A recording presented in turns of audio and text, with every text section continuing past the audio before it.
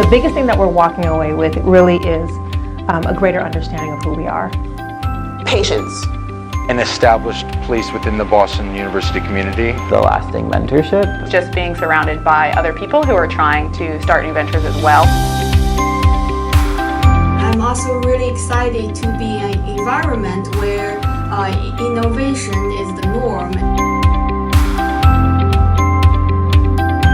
What this program did for us really was bring us with mentors and kind of introduce us to this whole wide world outside of engineering, which is really predominantly what we were used to. Mainly our team is just walking away with just understanding how to build a startup and how to build a business and how to interact with people. Being in this program really allowed us to receive the mentorship to improve our own skills, but then also figure out how we can gain access to other team members who can add those skills to our team.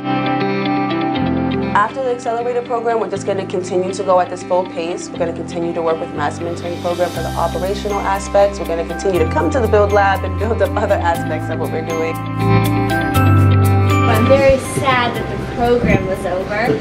It was a fantastic summer, and I'm really grateful to the Build Lab for all the wonderful programming and mentorship.